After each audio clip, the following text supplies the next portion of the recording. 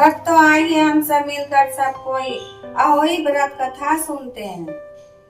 एक साहूकार था जिसके 7 बेटे 7 बहू थी और एक बेटी थी। सब मिलकर मिट्टी लेने गई। मिट्टी खोदते समय ननद के हाथ से स्याहू का बच्चा मर गया। स्याहू माता बोली कि मैं तेरी कोख बांधूंगी। तो ननद ने अपनी सारी भाभियों से कहा, लेकिन ननद के बदले में अपनी कोख बंधवाने के लिए 6 भाभियों ने मना कर दिया। पर उसकी छोटी भाभी ने सोचा कि कोख नहीं बंधवाएंगे तो सासू जी नाराज हो जाएंगी। तो छोटी भाभी ने अपनी कोख बंधवा ली।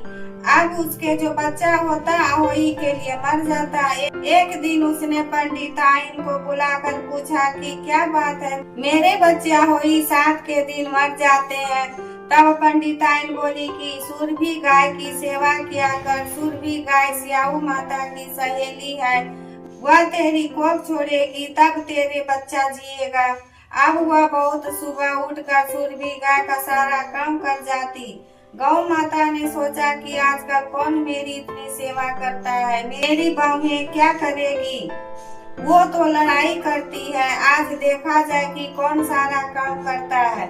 गौ माता ने खूब सुबह उठकर देखा कि एक साहूकार के बेटे की बहू है जो सारा काम करती है। गौ माता बोली कि तुझे किस चीज की इच्छा है जो तू मेरा इतना काम करती है, मांग क्या चीज मांगती है। तब साहूकार की बहू बोली, मुझे वचन दो। गौ माता ने उसे वचन दिया। तब साहूकार की बहू बोली कि स्याहू माता तुम्हारी सहेली है और स्याहू माता के पास मेरी कोख बंधी हुई है, उनसे मेरी कोख छुड़वा दो। फिर गौ माता उसे 7 समंदर पार अपनी सहेली के पास ले जाने लगी। तो रास्ते में धूप थी, इसलिए वह एक पेड़ के नीचे बैठ गई। थोड़ी देर में सांप आया। पेड़ पर गरुड़ पंखनी का बच्चा था जिसे वह डसने लगा। तो साहूकार की बहू ने सांप को मारकर डाल के नीचे फेंक दिया और बच्चे को बचा लिया।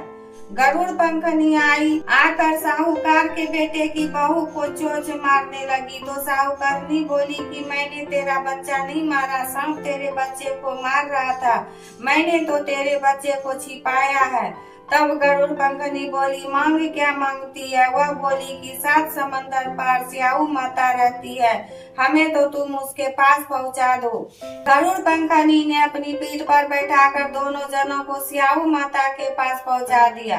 स्याहू माता बोले कि आ बहन बहुत दिनों बाद आई। और स्याहू माता बोली, मेरे सिर पे बहुत जू हो गई है। तो गौ माता बोली कि मेरे साथ जो है इससे जू निकलवा लो। तो साहूकार की बहू ने उसकी सारी जू निकाल दी। स्याहू माता बोली कि तूने मेरी बहुत भलाई की, तेरे 7 बेटे 7 बहू हो। बहू बोली कि मेरे तो एक भी बेटा नहीं, 7 बेटे कहाँ से होंगे। स्याहू माता बोली, क्यों नहीं होंगे। तब वह बोली कि मुझे वचन दो। तो स्याहू माता बोली, वचन ये वचन, वचन पूतो धोबी कुंड पर कंकरी हो। जब साहूकार की बहू बोली, मेरी कोख तो तुम्हारे पास बंधी हुई है।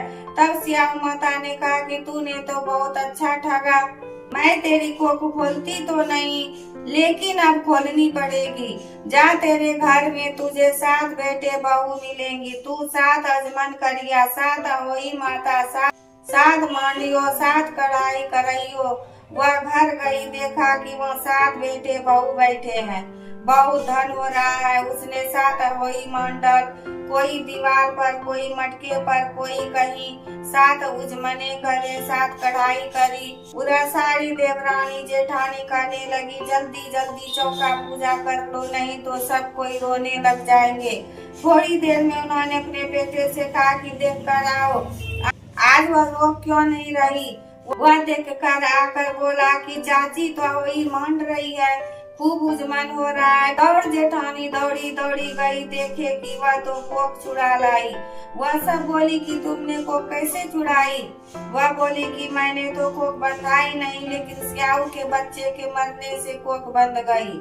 अब स्याहू माता ने मुझ पर दया करके मेरी कोख खोल दी। हे स्याहू माता, जैसे साहूकार की बहू की कोख खोली, ऐसे ही हमारी भी खोलना, सबकी खोलना। कहते सुनते हुंकार भरते की अपने सारे परिवार की कोख खोलना। इस प्रकार अहोई व्रत कथा संपूर्ण हुआ। राधे राधे, जय श्री कृष्ण।